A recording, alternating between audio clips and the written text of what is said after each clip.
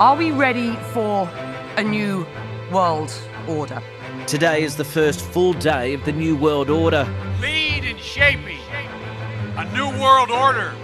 We've got to accept that this is the New World Order.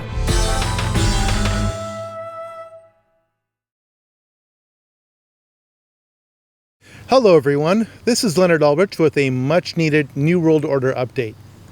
I think I'll call this video COVID-19 has only begun. There is so much to talk about to begin with. There is Kamala Harris's $1.7 trillion plan to fight inflation, which will only result in famine and black markets, all by design. There was the attempted assassination on Trump, where old money competes with new money to see who comes out on top of the New World Order system. The incompetence of the Secret Service is the cover story for the real attempt on Trump's life, which was not staged by Team Trump. All the conspiracy theories come out around it too. I don't know what to believe. All I do know is that if our government tried to do an assassination attempt, that's kind of how it would look. Right? It was very inefficient. That was the DMV of assassination attempt. That was not good. They had a very small budget, you could tell. They wanted to do it with a grassy knoll at a parade like they were used to. They're like, we can't swing that, we gotta do a tin roof at a town fair, that's all we got.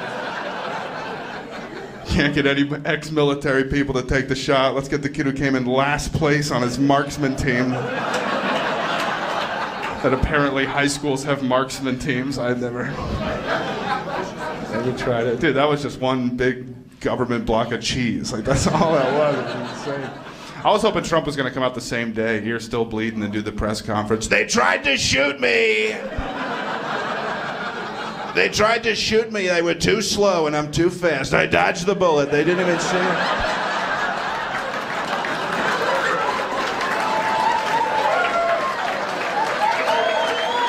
I saw it coming from so far away. It was like the Matrix. It was all in slow motion. Call me Neo. I'm the chosen one. They say he was a Republican. That's what they'll tell you. They'll say he was a Republican that shot, but I'll tell you right now, he shoots like a liberal. I'll tell you that. He shoots like a liberal. Not straight. So not straight. They said it was a fake bullet. That's what they said. It was a real bullet. We found the bullets. Turns out the bullets, they were made in China. That's where they were made. They were little teeny tiny Chinese bullets, so small, so tiny. I shot the guy back. They cut the cameras. They didn't show you that. It was me who shot him. Trump isn't even president yet, if he wins the presidential contest, and he has already appointed a swamp creature with the name of JD Vance to be the potential vice president. But as far as JD Vance is concerned, he's an Ohio guy. He's been involved in at least one fundraiser at Leslie Wexner's house, who again is the richest man in Ohio and a pretty important figure in the Epstein scandal. And I mean, that's the reality of people that come to power in Ohio, just like in Chicago. If you want to be, crowned, political royalty in Chicago, you have to make good with the Pritzkers and the Crowns and families like that. I mean, in the state of Ohio, it's kind of similar, if not with Wexner himself, with his kind of broader network. He's dominated politics in that state for a very, very long time. But really the name that's most important as it relates to Vance is going to be Peter Thiel.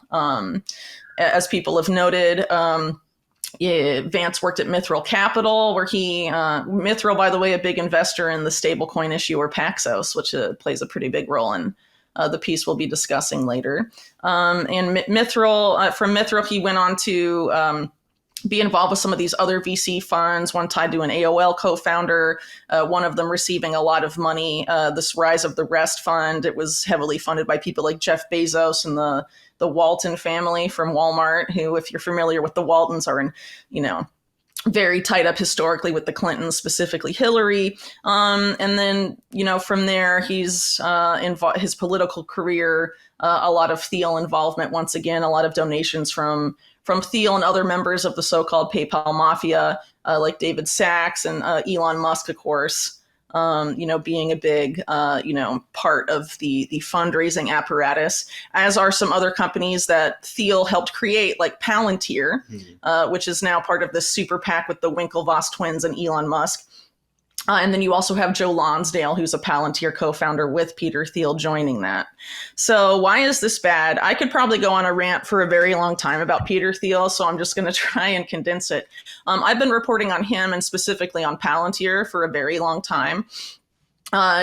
If I would encourage people to look at those reports, because it's very clear that Palantir was expressly created by Peter Thiel and Alex Karp to be the privatization of this program they tried to launch after 9/11 at DARPA that was called Total Information Awareness. Pretty sure, Marty, we've discussed it before. And Total Information Awareness was basically to create a giant data mining operation that would be combined with artificial intelligence for the purpose of basically creating a pre-crime society, not just predictive policing, but also predicting pandemics before they happen. And bioterror attacks and terror attacks before they happen. And since then, it's been, privatized as Palantir. Palantir's done all of those things. During COVID, they were trying to predict COVID outbreaks before they happened by surveilling wastewater in conjunction with HHS. They've done predictive policing programs all throughout the United States. They're a contractor with pretty much every intelligence agency. Their only client until 2008 was the CIA. Palantir engineers in the early years of the company made over 200 visits to CIA headquarters in Langley, Virginia. Alex Karp has said on record the CIA was always the intended client of Palantir. And the TIA program, though it was housed at DARPA, was created in conjunction with the close involvement of the CIA, particularly the CIA's then chief information officer, Alan Wade, who was also a business partner of Christine Maxwell, Ghislaine Maxwell's sister, in a company called Kiliad that was very similar. The software program it produced was similar in many ways to Palantir as well.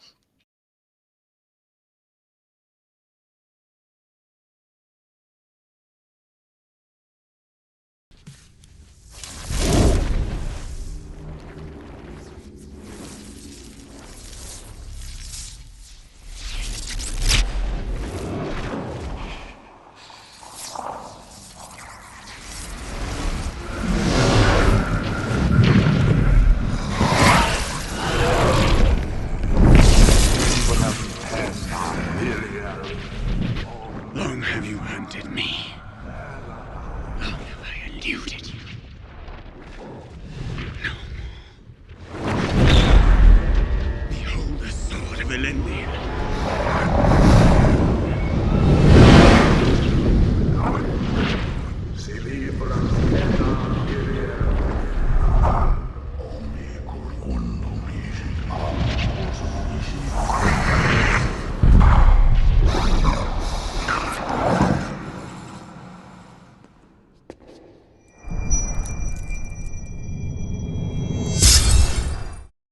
Trump himself has embraced Bitcoin as a method of conditioning the public to accept central bank digital currencies, which will be ushered in when the US dollar collapses.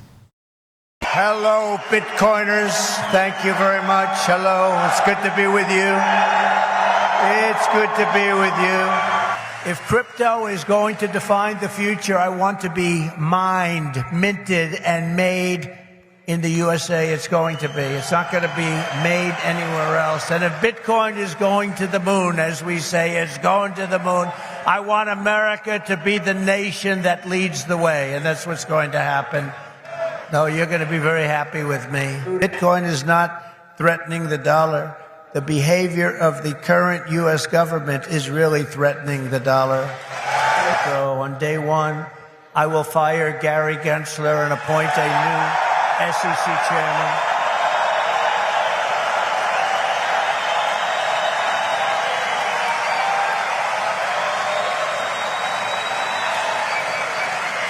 know he was that unpopular.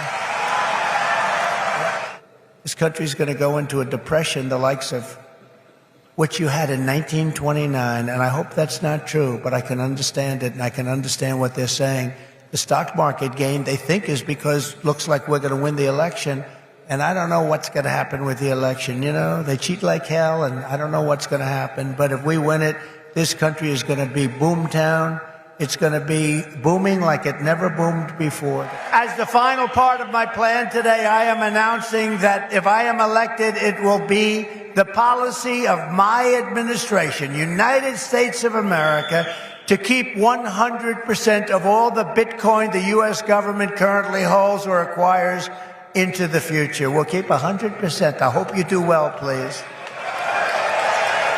This will serve in effect as the core of the strategic national Bitcoin stockpile. With your help, we will save our nation, we will restore our republic, and we will make America and Bitcoin bigger, better, stronger, richer, freer, and greater than ever before. Thank you all. Have a good time with your Bitcoin and your crypto and everything else that you're playing with. And we're going to make that one of the greatest industries on earth. Good luck, and God bless you all. Thank you. God bless you. Thank you. Then there was the blasphemous opening ceremony of the Olympics that featured a mockery of the Last Supper with an obese Jewish lesbian as Jesus Christ. A group of Christians got permission to wrap a bus that pointed out this mockery and drive it on the streets of Paris during the Olympics. The social commentary didn't last long, however, as the Christians who were on board the bus were sent to jail and strip searched. You may recall that we were discussing how the Olympics officials held a news conference and vehemently denied that the image was the Last Supper, but they said that it was representing the feast of the Greek god Dionysus. Well, they have finally admitted that they lied, point blank, to all of us. Unable to keep the lie going, I guess, one of the main officials told the New York Post newspaper that yes, indeed, Thomas Jolly, the artistic director of the opening ceremony, was in fact inspired by the Last Supper, one of the most sacred events in Christianity, and Da Vinci's painting being the most revered depiction of it. The New York Post quoted an Olympic spokesperson as saying, quote, "Thomas Jolly took inspiration from Leonardo da Vinci's famous painting to create that setting," end quote. So they just lied. It didn't work, so then they admitted they lied, and okay, here we are. It's just like the UK government saying there's no two-tiered policing. It's just a point-blank lie. They'll repeat it enough times, hoping that the public will buy it, and if they don't buy it, they'll just say, yeah, okay, sorry, we lied. Anyhow, that didn't stop the Paris cops arresting some pretty harmless protesting Christians this week. A Christian organisation called Citizen Go, representing a petition signed by nearly 400,000 people, took to the streets of Paris with this bus. "Stop attacks on Christians," it read. Wow, scary stuff. Dangerous, dangerous ideology. Must be stomped out. Former Australian federal MP George Christensen, on his Nation First Substack page, says that instead of being heard, they were met with an appalling display of authoritarianism. The bus started its journey around Paris at 9 a.m, gaining a lot of attention and support, but by the afternoon, the French police surrounded the bus with armed officers. They flagged down the driver at gunpoint and arrested the entire team. The charge was, quote, organising a demonstration without government approval. But get this, Citizen Go says that it had followed all the regulations. One Citizen Go protest leader recorded this message from inside the police van. So, as you can see, we've just been taken into the police van, where we're right now being taken, the whole Citizen Go team on the ground is going to be taken to the police office, to the police station, where they want to file a report. Nation First reports that once in custody, the nightmare escalated. The team members were handcuffed, stripped, searched, and denied access to their lawyers and families. I'll just repeat that. Handcuffed, stripped, and searched, and denied access to their lawyers and their families. They say they face severe psychological abuse and threats of extended imprisonment. The team was finally released in the early hours of the following morning. But George Christensen reports that the harassment continued. Some members had to return for further questioning, only for the prosecutor to admit that there were no grounds for charges. And then the authorities went as far as detaining the bus. Then the police demanded the removal of the decals displaying the pro-Christian message that was so dangerous and offensive. The team refused, and then the bus was escorted by police out of the city. Then there is racial strife happening all over Europe, especially in the UK. All of this is by design, where the native English population is being jailed for even observing pro-English demonstrations. Jails are being emptied of hardened criminals to make room for those who comment on English population replacement in social media.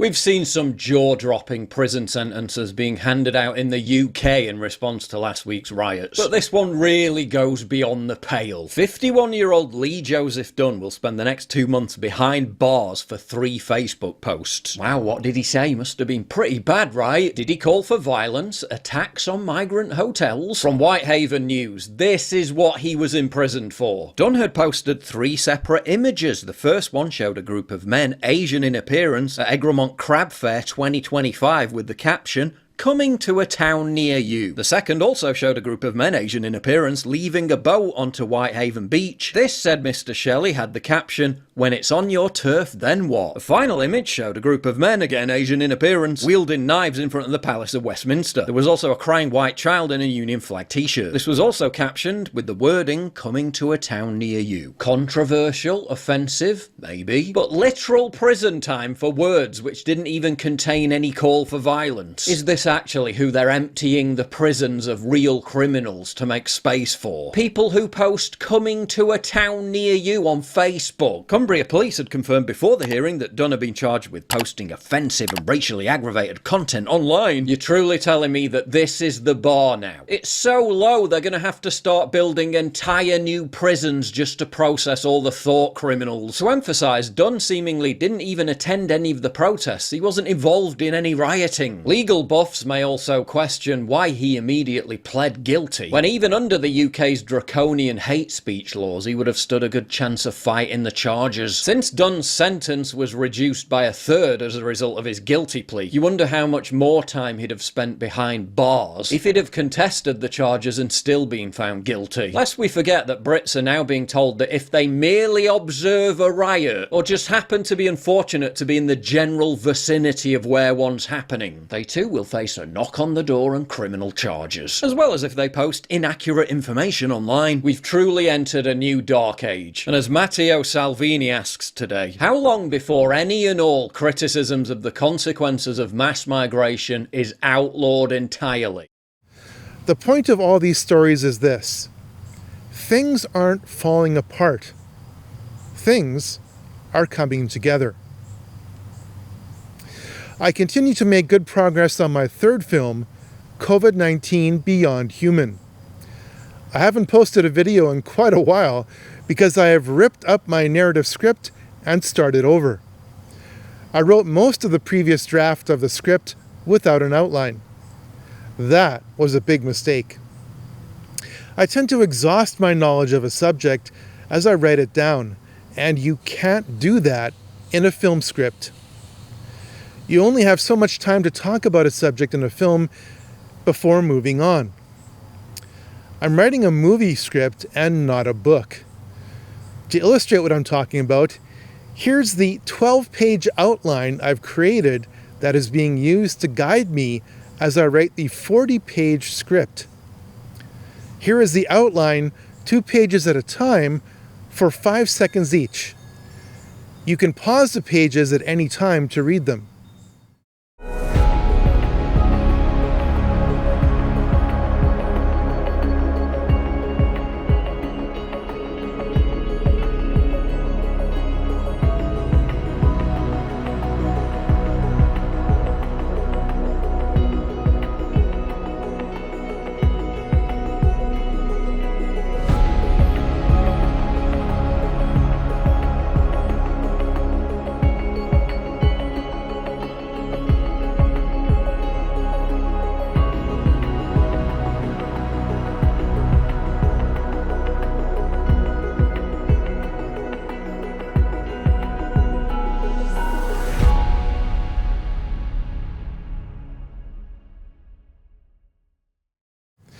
On top of rewriting the script, I have also been reading as aggressively as humanly possible.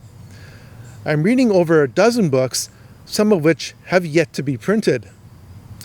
Then there are the hundreds of emails I've sent to myself over the past 5 years with links to articles that I want to include in the film. In true Leonard Ulrich fashion, I want to cram as much information as possible into a film with dozens of chapters to make it the best film possible on a subject. The cinematography and song selection for the film are also going well.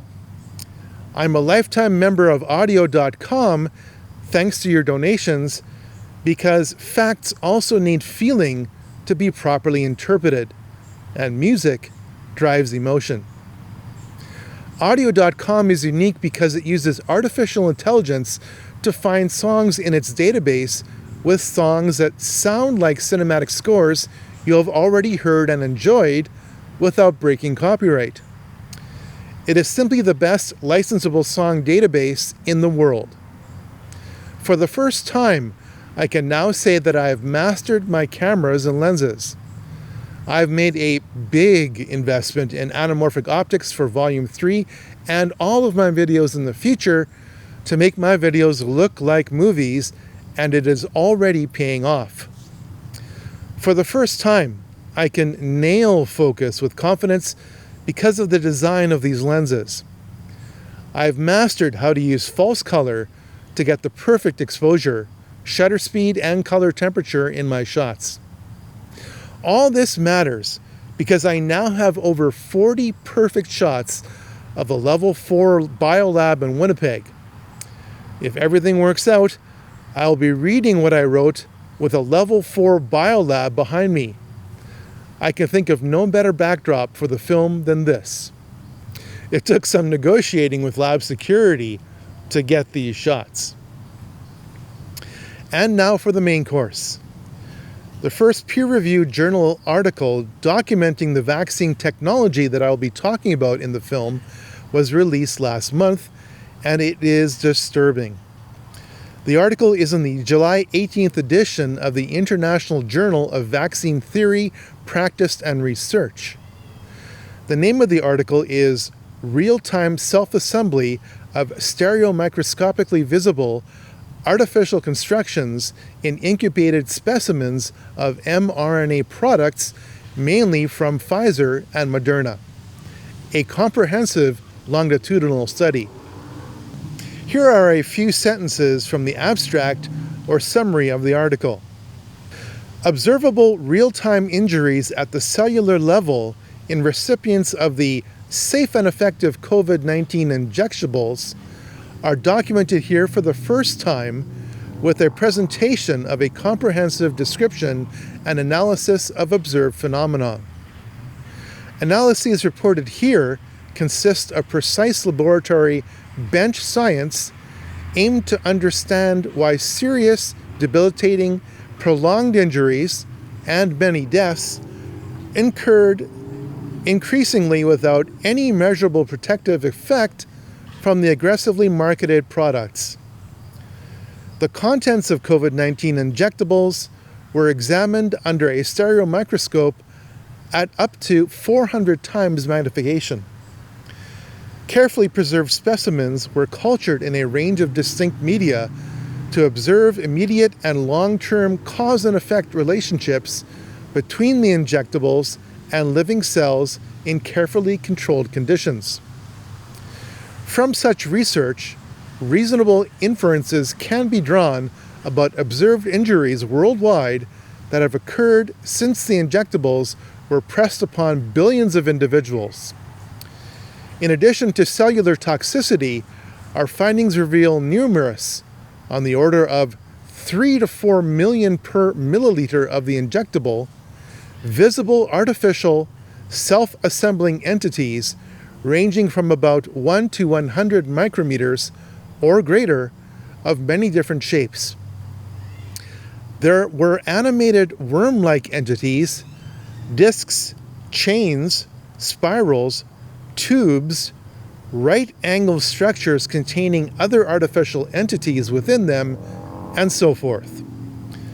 All these are exceedingly beyond any expected and acceptable levels of contamination of the COVID-19 injectables, and incubation studies revealed the progressive self-assembly of many artificial structures.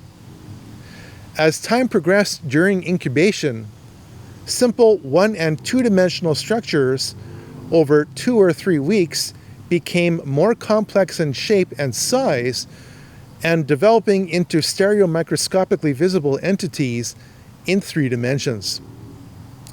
They resembled carbon nanotube filaments, ribbons, and tapes, some appearing as transparent, thin, flat membranes, and others as 3-dimensional spirals and beaded chains.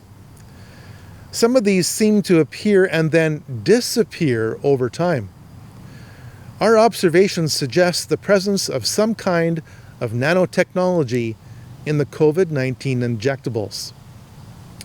And there you have it.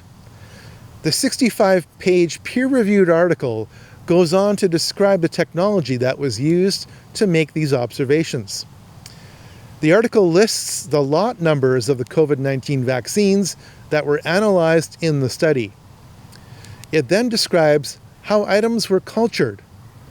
The article also describes how samples reacted to the electromagnetic fields of a wireless recharger, a 5G cell phone, a tri-phase measuring device, and an external hard drive. The effects on blood plasma to the various COVID-19 vaccines are disturbing. Perhaps even more disturbing are the effects of the COVID-19 vaccines on male seed compared to the unvaccinated males. The write-up after this chart gives more details on these findings. It also features dozens of pictures of the structures mentioned in the article abstract. I would encourage you to at least scroll through the article to get more information by clicking on the link in the description box below this video. Perhaps the most disturbing thing is that this technology and its effects are being experienced by those who have not been vaccinated against COVID-19, just like those who have taken the COVID-19 vaccines. I told you that COVID-19 has only begun.